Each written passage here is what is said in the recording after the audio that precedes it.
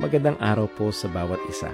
Ito po muli ang inyong lingkod, Brother Paul Litose, pastor po dito sa Jesus Christ Baptist Church, Santa Maria, Bulacan. And welcome po sa ating Time in the Word. Ito po ay panahon na kung saan tayo nag-aaral ng salita ng Diyos sa patuloy na ikalalago ng mga mananampalataya, sa ikaliligtas ng mga kaluluwa, at lahat ng ito ay sa ikakaluwalhati ng pangalan ng ating Panginoon. Salamat po at kasama po namin kayo ngayon at nawa patuloy tayong matuto, lumalim sa pagkakilala, pagmamahal, paglilingkod at pananampalataya sa ating Panginoon at tagapagligtas.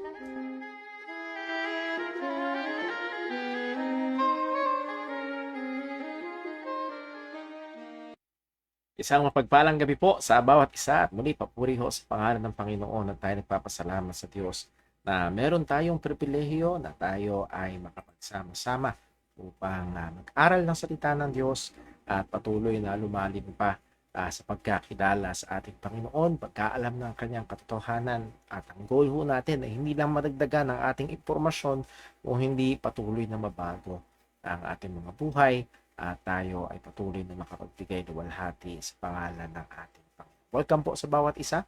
And bago tayo dumako sa ating pag-aaral, nagpapatuloy tayo sa Doctrine of the Holy Spirit. We are now on lesson number 13, particularly ang gawa ng Banal na Espiritu sa buhay ng mga mananampalataya. A theologian once commented that the most active person of the Godhead is none other than, or sa buhay in the lives of the believers, is none other than the Holy Spirit, but sadly, He is the most neglected also.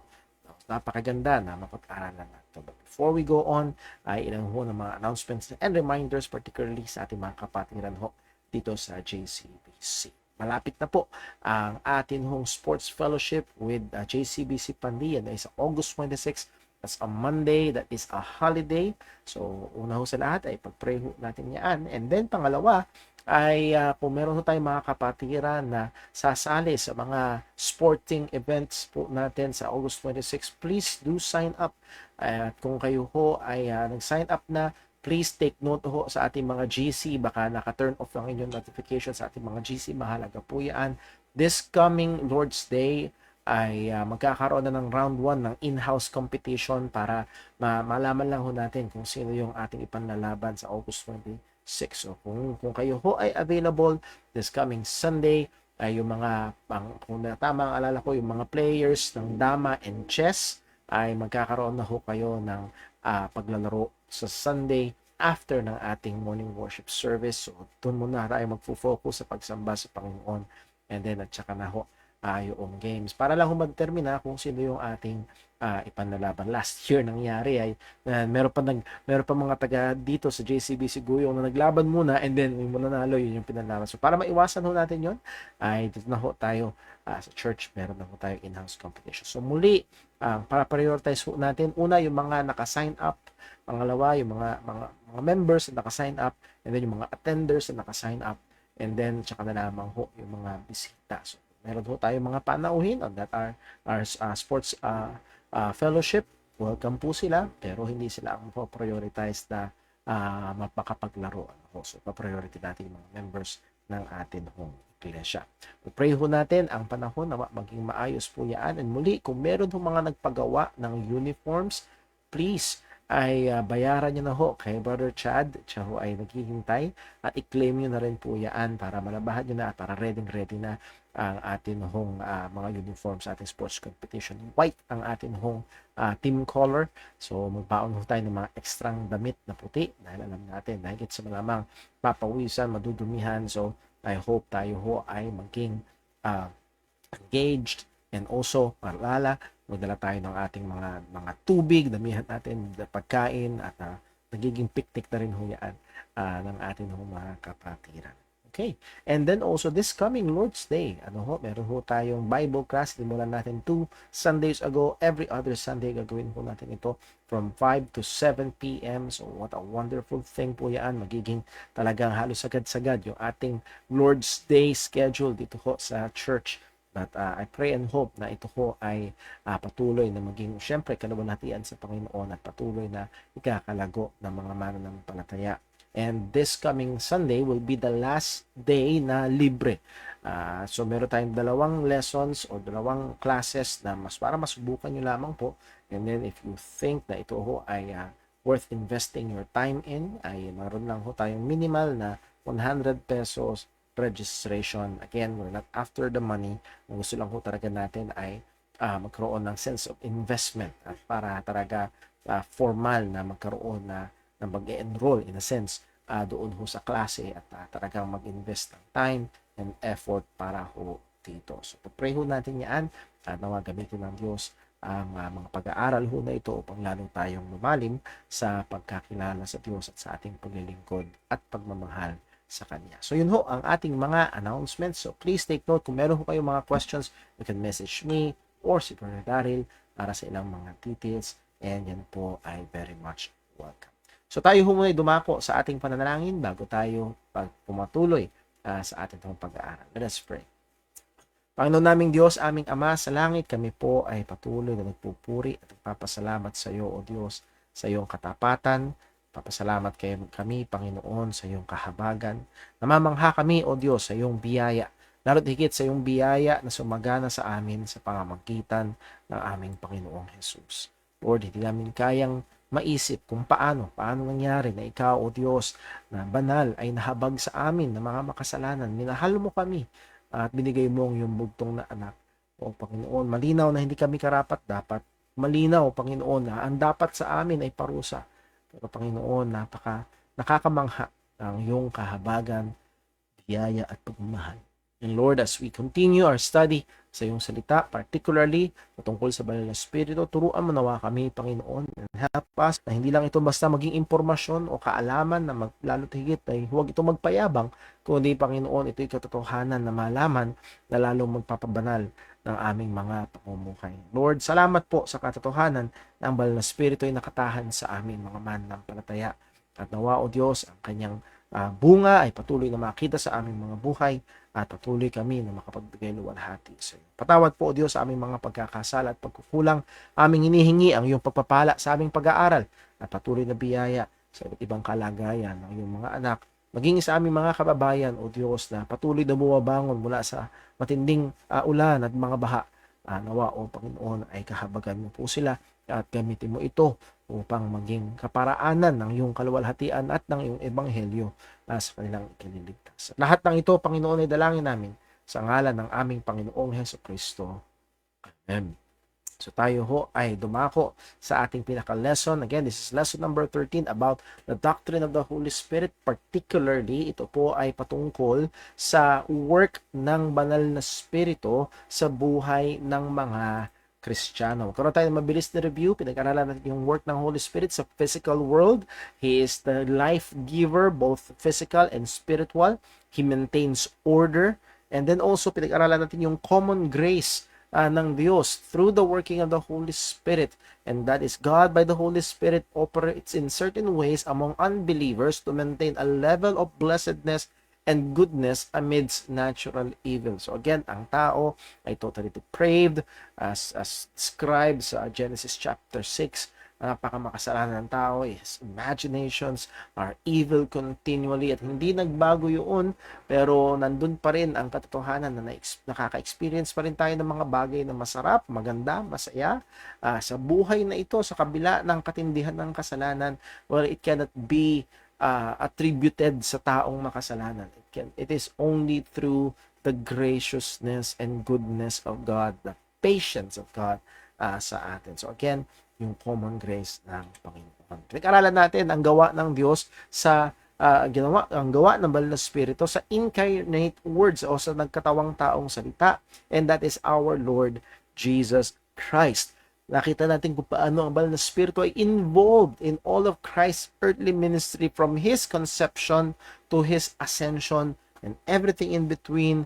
Ang lahat ng ministeryo, lahat ng ginawa ng ating Panginoong Kristo, lalo na pagkatapos ng kanyang bautismo, is through the working, the power of the Holy Spirit. And isa sa mga main na application natin yan ay kung paanong tayong mga tao o si Kristo na ating Panginoon ay nakadepende sa banal na Espiritu, lalo na tayo bilang kanyang mga mananampalataya. Sabi nga ni Arvind Balaram, when it comes to the ministry of the Holy Spirit sa life ng ating Panginoong Kristo, we must never divorce the work of the Holy Spirit from the person and mission of Jesus. Hindi natin to pwedeng paghiwalayin. So again, let this be a reminder when we read the Gospels, when we read of Christ's preaching or si Jesus na gumagawa ng himala, and again maalala natin, it is through the working of the Holy Spirit. So the Holy Spirit is most active where Christ is most glorified. Isa ito sa mga truth na hindi natin dapat makalimutan. Yun ang pangunahing gawain ng Banal na Espiritu, ang luwalhatiin si Kristo. So saan pinaka namamayani ang presensya at gawa ng Banal na Espiritu? Well, kung saan pinaka namamayani si Kristo, saan pinaka nahahayag, saan pinaka natataas si Jesus sa buhay at sa mga pagtuturo, pangangaral ng mga mananampalataya. So muli ay makikita natin na hindi ito doon sa mga supernatural, hindi ito sa mga miraculous per se, kundi kung saan matataas o natataas si Kristo. Now, not just with the incarnate word, kundi sa written word that is none other than the scriptures or the Bible. At pinag-aralan natin, though not in depth, pero I hope na napaalalahanan tayo or lalo mas na-reinforce sa ating mga kaisipan yung katotohanan ng inspiration ng scripture. How can we say that this book, this 66 book of the Old and New Testament is really the Word of God? Because it is given by the inspiration of God. At ang ibig sabihin, again, 2 Timothy 3:16, all scripture is given by inspiration of God. That means inihinga. Hindi siya hiningahan ng Diyos, kundi inihinga ng Panginoon, and ang pinupunto noon ay yung katotohanan that the scripture is God's own production. So ang scripture ay hindi sulat ng tao and then hiningahan lang ng Diyos yung gawa ng tao. No, ito ay ipinroduce ng Diyos, inihinga ng Panginoon galing mismo sa Kanya, ngunit gumamit siya ng mga tao. Inspiration is connected with the written product, not the author. So hindi siya inspired writers, kundi inspired scriptures. At ang mga writers, anong ginawa ng Diyos? Well, they were moved by the Holy Ghost. Ang sabi sa 2 Peter 1:19, 1:21, di ko para nabago ito. For the prophecy came not in old time by the will of man, but holy men of God spake as they were moved by the Holy Ghost. And muli, sa dami nagtatanong sa atin, or lalo na kapag kinikriticize ang Bible, gawa lang naman ng tao yan, sulit lang naman ng tao yan. So napakahalaga ng 2 Peter 1:21 at maunawaan natin itong prinsipyo o itong katotohanan na sinabi ni Peter that these men who spoke and who wrote the scripture, they were moved by the Holy Ghost. At ibig sabihin ng moved is to be carried, to be brought, to bring along. So the object being carried is under the control of the carrier. So hawak-hawak sila. So hindi sila gumawa, kumilos o nagsalita sa kanilang sarili, kundi sila dala-dala ng banal na Espiritu. And the wonder of wonders, as we will see a little bit later, let's just read itong sinabi ni B.B. Warfield o Benjamin Warfield. The men who spoke from God are here declared, therefore, to have been taken up by the Holy Ghost and brought by His power to the goal of His choosing. So again, lahat ng sitwasyon, lahat ng sinabi is according to God's own choosing.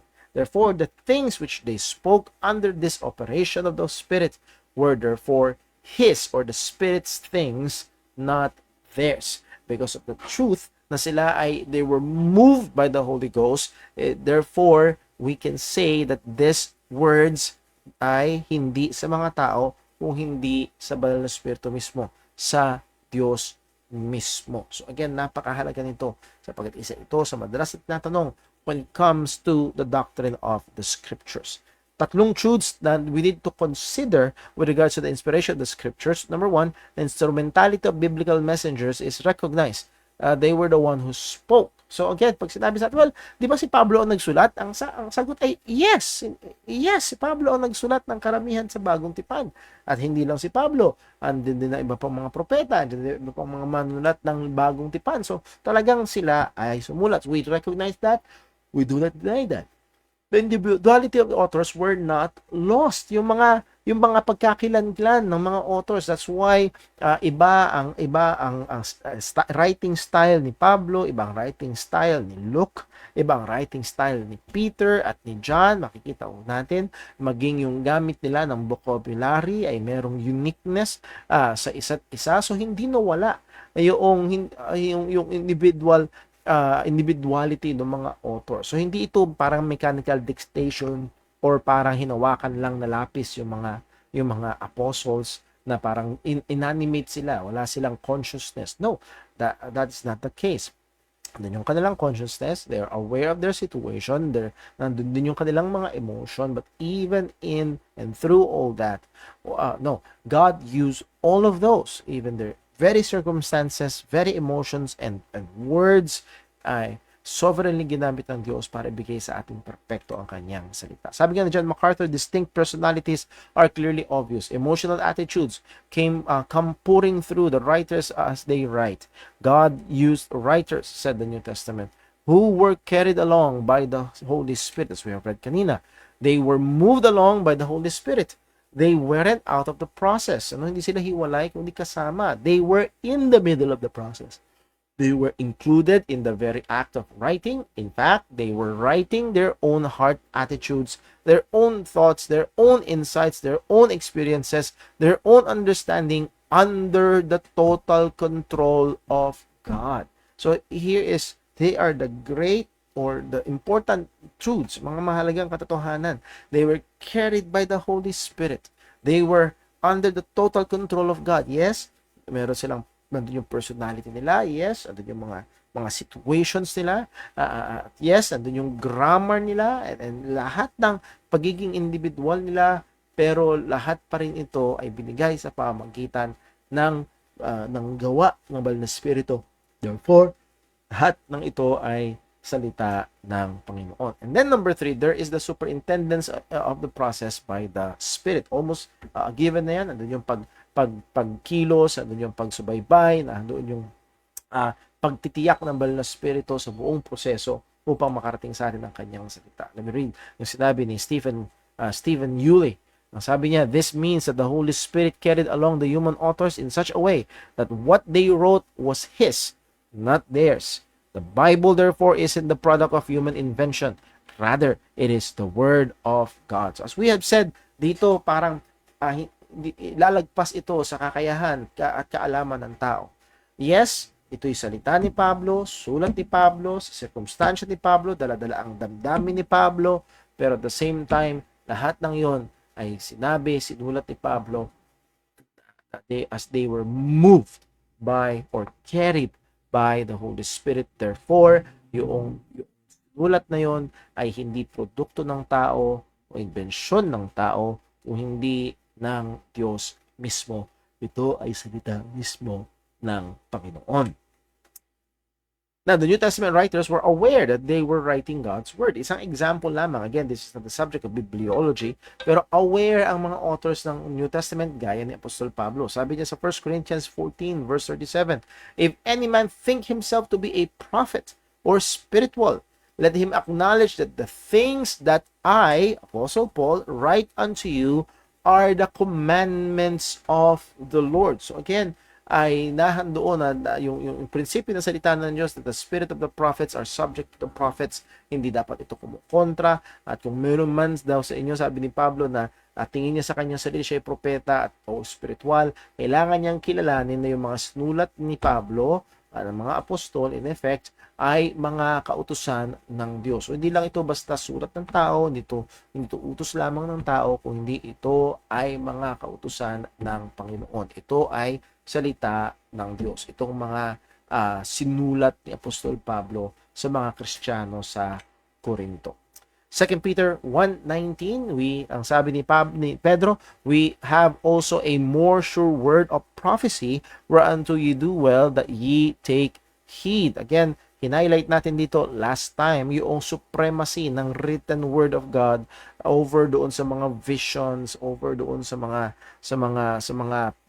supposedly ay audible voice na naririnig and so on. So ang context itong sinabi ni Peter na ito. Sabi niya, nandun kami sa bundok, nakita namin nung kuminang ang kaluwalhatian ni Kristo, nakita namin, narinig pa namin ang boses ng Ama sa langit. This is my beloved Son, in whom I'm well pleased. But above all that, ang sabi ni Peter, we have also a more sure word of prophecy.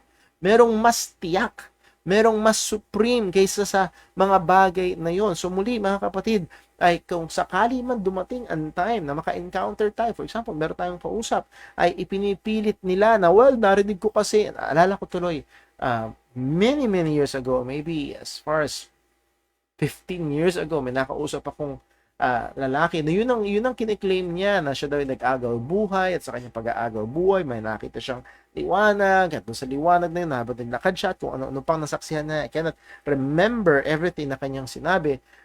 Pero never, ang punto ng lahat ng kanyang sinasabi, well, I have that experience. I've seen those things. Pero ang sabi ng salita ng Panginoon, ang sabi ng Apostol Pedro, ano man yung nakita, ano man yung na-experience, ano man yung narinig, there's a more sure word. Merong mas mataas, merong mas tiyak, merong mas supreme, merong mas may bigat.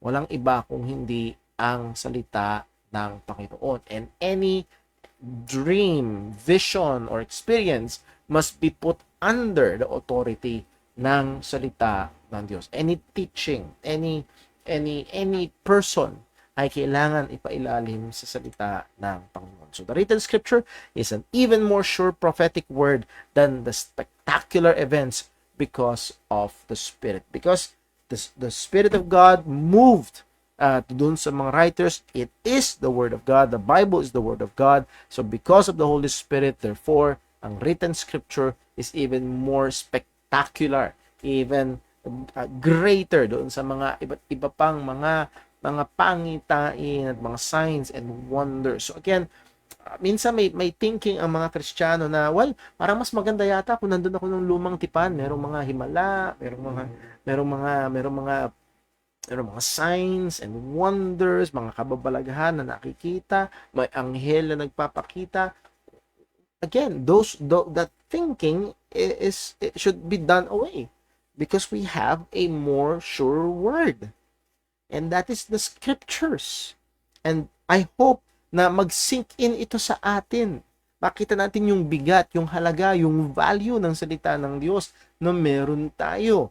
At again, ito ay tumulong sa atin para when we encounter people na mayroong mga claim na experiences, nakita to, narinig yun, our effort should to put it under the authority ng salita ng Diyos. Next, no audible voice, dream, visions, and an angelic messenger can be considered as above the scripture. So muli, I hope this truth ay tumulong sa atin para mag-filter out. Again, may mga religious mga groups dyan, gaya ng Mormons na nagkiklaim na yung kanilang founder na si Joseph Smith ay binisita ng anghel na si Moroni at nagbigay ng mga dagdag na revelasyon. That's why they have the Book of Mormons. So makikita natin na those, again, kumukontra yun sa scripture. It should not be accepted because we have a more sure word of prophecy, and that is the scriptures.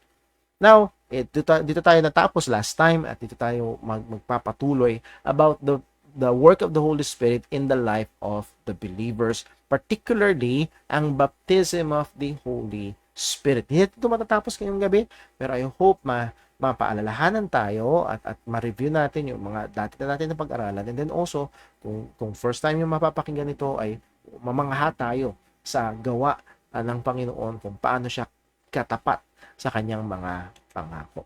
Sa Old Testament the Old Testament expected the Messianic age as characterized by the outpouring of the Holy Spirit. Hindi natin pupuntahan.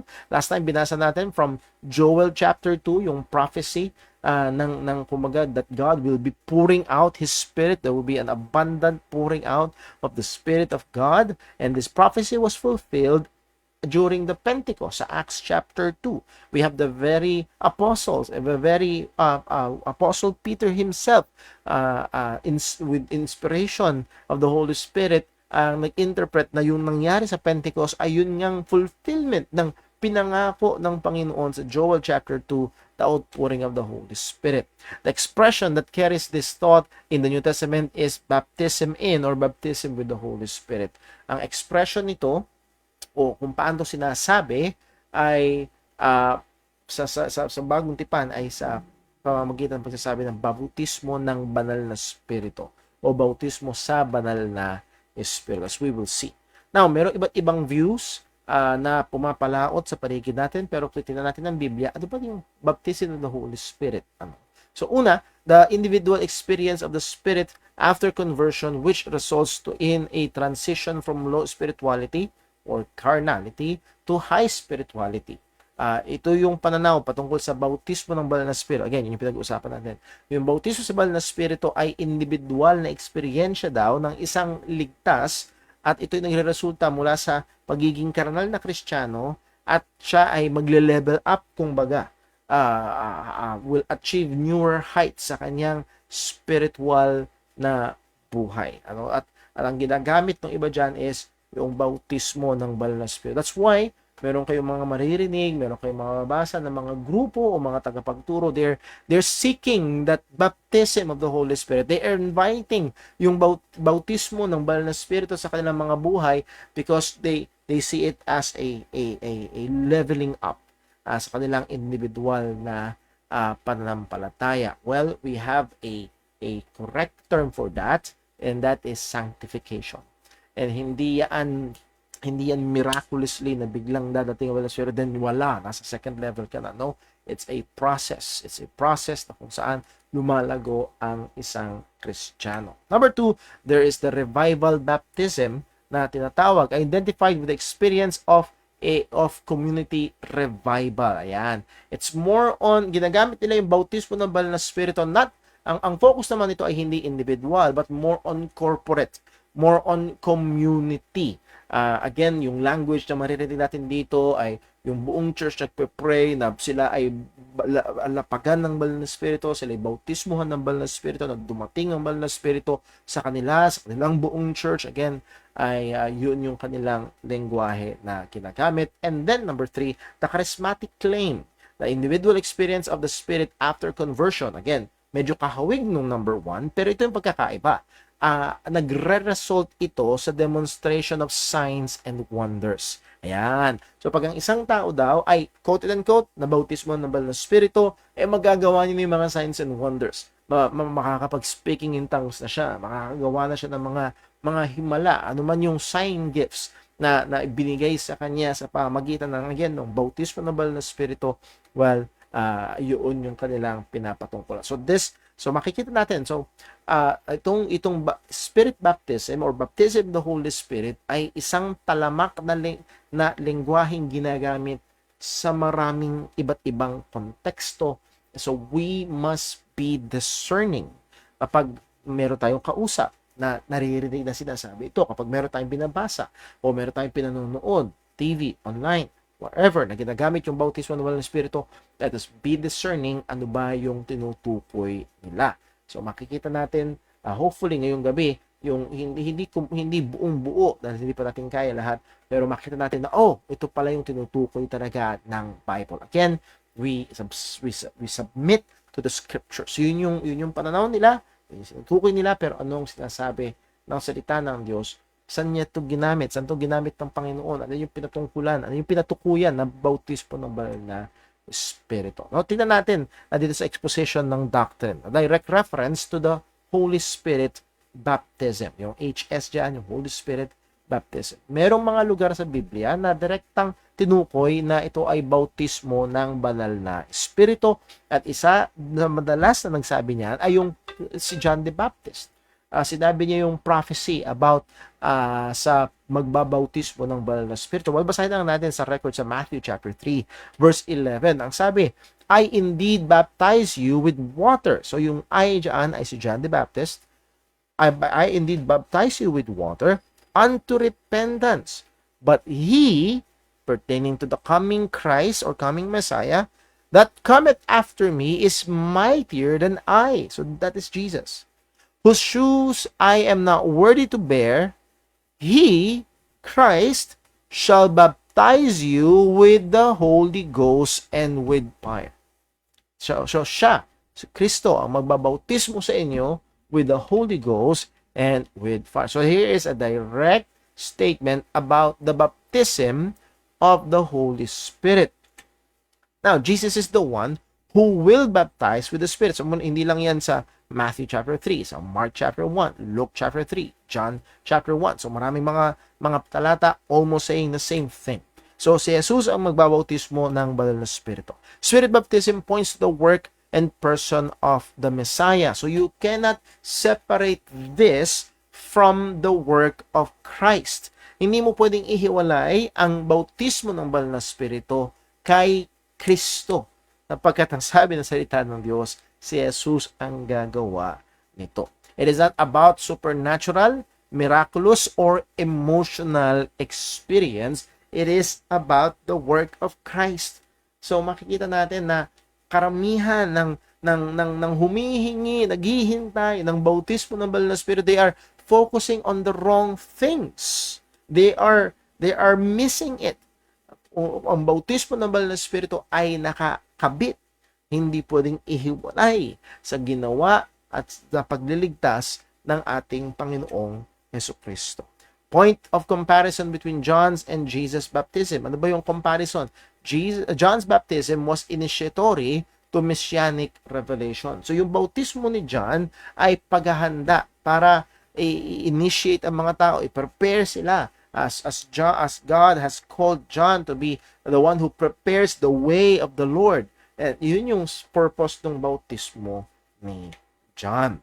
For John 1:31, and I knew him not, but he should be made manifest to Israel. Therefore, am I come baptizing with water. Again, yung bautismo ni Juan ay binigay, ginawa in preparation to manifest Christ, to point to Christ, to prepare people to Christ. So makikita natin na yun ang pangunahin na gawain ng bautismo ni Juan. So the supreme nature of Christ's Spirit baptism compared to John's water baptism lies in the incomparable nature of the Messiah who came. So pag nakita natin na yes, sabi ni John, aminado siya, I baptize you with water. At sabi dito sa John 1:31, yung ginagawa niya na yun ay to manifest Him, to manifest Christ, to show Christ, to prepare Israel for the coming Christ. Yun ang punto. Pagdating naman sa ating Panginoong Jesucristo is infinitely more supreme ang kanyang bautismo, yung nature ng messianic baptism, and because he baptizes us in the Spirit or with the Spirit, yung mga sumasampalataya sa Kanya. Now, merong mga events sa Scripture na particularly pinoint out na ito ang bautismo ng banal na Espiritu. Yan. Merong mga events sa Scripture na particularly pinoint out ito na ito ang mga bautismo ng banal na Espiritu with the many groups, churches, charismatics and so on na weekly hinihingi ang bautismo ng banal na Espiritu, pero merong partikular na mga event sa church history, biblical history, na tinukoy na yun ay bautismo ng banal na Espiritu. One is the event at Pentecost. Sa Acts chapter 1 verses 5 to 8 and chapter 2 verse 4, focusing on the Jews. Basahin natin sa Acts chapter 1 verse 5. For John truly baptized with water, but ye shall what? Be baptized with the Holy Ghost that many days hence. So nagsasalita dito yung ating Panginoong Yesus pagkatapos niyang muling mabuhay, ay 40 days siyang nagstay and tinuruan niya ang kanyang mga disipulo. Pero narito ang kanyang sinabi sa kanila, for John truly baptized with water, but ye shall be what? Baptized with the Holy Ghost. Pagdating sa verse 8, but ye shall receive power, sabi ni Jesus sa kanila. Kailan daw? After that the Holy Ghost is come upon you. And ye shall be witnesses unto me, both in Jerusalem and in Judea and in Samaria and under the uttermost part of the earth. So we can see here, yung bautismo ng banal na Espiritu is inseparably linked dun sa pinangako ni Jesus that they will receive or the Holy Spirit will come upon them. Well, kailan nangyari yan? Acts chapter 2 verse 3. And there appeared unto them, nandun sila sa upper room, sila nagpe-pray doon dahil inutusan sila ng Panginoong Jesus na hintayin ang banal na Espiritu. And there appeared unto them cloven tongues like as of a fire, and it sat upon each of them. And they were what? Filled with the Holy Ghost, and began to speak with other tongues as the Spirit gave them utterance. So again, ang sabi ni Jesus sa chapter 1 verse 5, you will be baptized with the Spirit. Chapter 1 verse 8, you will receive the Holy Spirit. At sa pagdating sa chapter 2 verse 4, they were filled. They received the Holy Ghost. So again, this is one of the events sa New Testament na particularly tinawag. Ito ay yung bautismo ng banal na Espiritu. Number 2, hindi lamang doon sa Acts chapter 2, kundi sa Acts chapter 10. Kung yung Acts chapter 1 and 2 ay nakafocus sa mga Gentiles, sa Acts chapter 10, makikita natin, ito naman ay nakaturo sa mga Hudyo. Baliktad. Yung Acts chapter 1 and 2 nakaturo sa mga Hudyo. Ito namang Acts chapter 10 ay nakaturo sa mga Hentil or sa Gentiles. Acts chapter 10 verse 44, while Peter yet spake these words, the Holy Ghost what? Fell on all them. Okay? Bumagsak, bumaba ang banal na Espiritu sa kanila ng mga nakikinig sa pangangaral ni Pedro, sa assumption dyan, because they believed in the gospel, which heard the word. Verse 45, and they of the circumcision which believed were astonished, as many as came with Peter, because that on the Gentiles also was poured out the gift of the Holy Ghost. And again, this language, pouring out of the Holy Ghost, hails back sa Joel chapter 2, na ang sabi ni Peter, ang fulfillment niyan ay dun sa Acts chapter 2, at dito nasundan muli sa Acts chapter 10. The Gentiles received the same. So makikita ho natin na napakaganda nito. Ang pangako ng Panginoon na pagbubuhos ng banal na Espiritu, tinanggap ng mga Hudyo at tinanggap din naman ng mga Hentil. On the Gentiles also. At ang ibig sabihin nun, it's the same. Hindi iba. Hindi legit yung sa mga Hudyo and then class A lang sa mga Gentiles. No, it's the same. So again, kung dun sa Acts chapter 2, that is the baptism of the Holy Spirit. Sa Acts chapter 10, the Gentiles also received it. The Gentiles also received it. So verse 15, and as I began to speak, nagkukwento na si Peter. Ito na yung nangyari kasi siya ay siya ay kinastigo na bakit siya pumunta at sumama sa mga Hentil, and nandun pa rin yung pagka-offend, nandun pa rin yung traditional view ng mga Hudyo na hindi dapat makisama sa mga Hentil. Again, nakikita natin meron silang baggage pa rin ng old tradition. So, kinuwento ni Pedro kung ano nangyari. At ang sabi ni Pedro, as I began to speak, the Holy Ghost fell on them, as on us at the beginning. At sa tumuturo si Pedro, siya tumuturo doon sa Acts chapter 2. Kung paano daw ang banal na Espiritu ay bumaba sa mga apostol at sa mga naghihintay doon sa Acts chapter 2, doon sa upper room, about 120 of them. Ang sabi ni Apostol Pedro, as on us at the beginning. Kung paano ang banal na Espiritu bumaba sa atin nung simula, sila rin. Hindi iba, pareho. Then remembered I the word of the Lord, how that he said, John indeed baptized with water, but ye shall be baptized with the Holy Ghost. So here, Peter, under the inspiration of the Holy Spirit, is saying, this is the baptism of the Holy Spirit. Ito yung sa Acts chapter, sabi niya, ito yung Ito yung pinangako ng Diyos sa Joel chapter 2. Ito naman sa Acts chapter 11, sinasabi ni Pedro, ito yung sinabi ni Jesus. Ito yung sinabi ni Jesus that He will baptize. Ito yung sinabi ni John. Ito yung sinabi ni John that He will baptize you with the Holy Ghost. So, itong pinrophesy sa Joel chapter 2 na outpouring of the Holy Spirit is the same as the baptism of the Holy Spirit, at merong dalawang particular na event, Acts chapter 2 and Acts chapter 10. Chapter 2 sa mga Hudyo, chapter 10 sa mga Gentiles, parehong nangyari.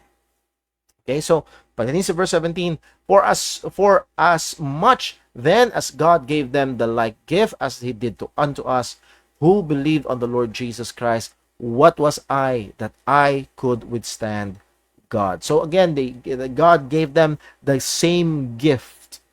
So ang isang magandang i-highlight dito ay yung pagkakapareho.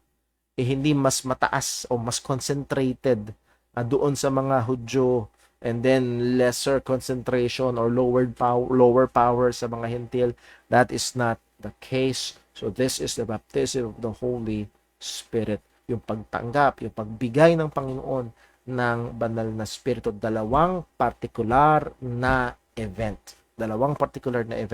sa Bible. Now, note, in these two instances, the apostle points to the distinct and specific circumstances rather than the continuous process. So, hindi ito proseso na tuloy-tuloy. Hindi ito katulad noong, kung babalikan natin kanina, merong individual na paghabol sa bautismo ng parang level up ng level up ng level up ng level up.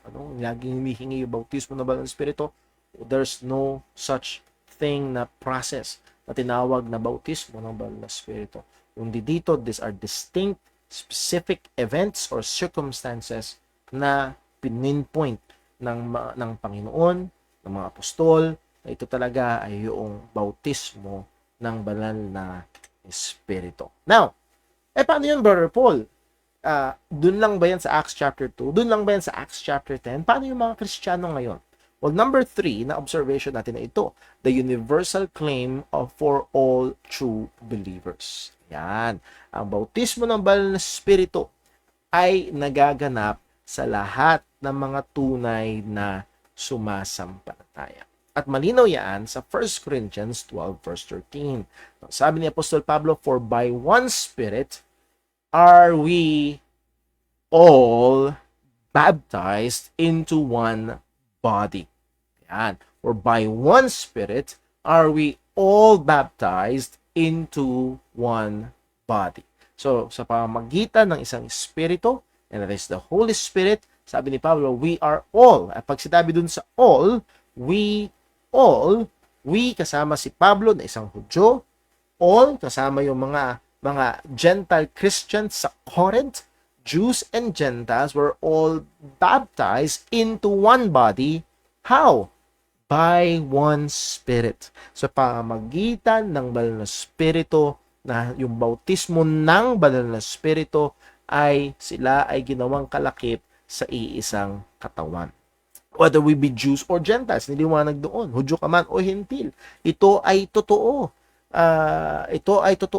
Whether we be bond or free, ano man ang social standing mo, ikaw ba ay malaya, ikaw ba ay alipin, we have been all made to drink into one Spirit. Tayo ay again another picture na tayo ay uminom. So again, hindi iba yung ininom nila. It's the same. It's the work of God. It is the work of the Holy Spirit. We are all baptized into one body. One of the main points being stressed is that the believers' unity in diversity. Nandun yung ito yung isa sa mga ini-stress. Ito yung isa sa mga katotohanan when it comes to the baptism of the Holy Spirit. Yes, ito una ay gawa ng Diyos. Ito ay gawa ng ating Panginoong Kristo. Ito ay operasyon ng Banal na Espiritu. At ito ay nagpapaging isa, nagbubuklod, nag-unite sa lahat ng mananampalataya. Whether you be Jews and Gentiles, kagaya doon sa Acts chapter 2, Jews, Acts chapter 10, Gentiles, pagdating sa chapter 11, sabi ni Pedro, well, kung paano tinanggap natin, tinanggap din nila. Handoon yung unity. Handoon yung sameness. Handoon yung pagkakaisa. So again, this baptism of the Holy Spirit breaks down that social barrier, that ethnicity barrier na maaaring tinitignan ng iba when it comes to, sad to say, nagsisip in sa Christianity or sa mga churches. Muli, andun yung pagkakaisa natin, pag-iisa natin sa pamagitan ng banal na Espiritu. The objective origin of this unity is the baptism of the Holy Spirit of all believers into one body. So muli, yung objective origin, hindi ito kung saan-saan galing, hindi ito kung ano-anong mga bagay, kundi ito'y nanggagaling sa yung pagkakaisa na yon, yung inclusion natin dun sa one body is through the baptism of the Holy Spirit. It's not through hindi to sa pamamagitan ng pangalan ng religion natin. Hindi to sa pamamagitan ng anumang tradisyon na meron tayo o kulay ng balat natin. It is through the work of the Holy Spirit sa bawat isa ng mga tunay na sumasampalataya sa ebanghelyo ng ating Panginoong Jesucristo. Point, all believers are baptized by the Spirit into one body. And ito yung tinatawag na universal church. Because the body is the church, the body of Christ is the church, all through believers, Jews, Gentiles, bond, free, Filipino, Amerikano, Hapon, o anuman ang lahi mo, anuman ang social standing mo, anuman ang background mo. If you are a believer of the gospel, we are all baptized into one body. Andun yung pagkakaisa. Yun yung nag-unite sa atin. Yun yung pangunahing nag-unite sa atin. It's not the Baptist name per se. It's not a religious affiliation per se. Yes, may importansya yun. Pero ang nagpapag-isa sa atin, hindi yung version ng Bible, hindi yung educational background natin, kung hindi ang gawa ng Panginoon. Kagaya, again, kung hindi ako makaget over doon sa Acts chapter 10 and 11, yung sinasabi ni Pedro, pareho lang. It's the same. Tinanggap natin noon, tinanggap din nila. It's the same. So, andun yung pagkakaisa. Sabi ni H. Andrews, it is clear from the context that baptism in the Spirit here refers to our initiation into the body of Christ, the church. It is universal among believers. The very point of Paul's argument being that no one who truly trusts in Christ is excluded from the body. Walang sino man na tunay na tumiwala sa Kristo, sa Ebanghelyo ni Kristo, ay nasa labas ng katawan. No. Because lahat ng tumitiwala ng totoo sa Ebanghelyo ay binautismo ng banal na Espiritu upang maging kabahagi ng iisang katawan. Whoever we might be, whatever our religious background, nationality, or status in society, we were joined to the same church by the same Holy Spirit. And now, sana wag yung pagkamali pag sinabing same church, it's not a religious organization, but it is the body of Christ. Note, therefore, ilang application, because of the truth of the baptism of the Holy Spirit, therefore, the view of two or multiple churches, one during the period of Acts and one during the post-Acts period will not stand. Bakit ko ito binigyang diin? Lalo na ho sa history dito sa JCBC, meron dito dating nagtuturo na dalawa daw ang church. Merong church before the book of Acts, and then merong ibang church after the book of Acts, and so on and so forth. So, dalawa, and so on. Sa madaling salita, itong katotohanan na baptism of the Holy Spirit into one body refutes that. Totally refutes that. Hindi yun papasa.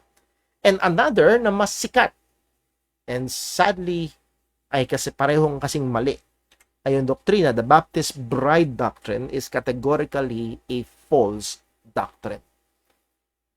Bakit?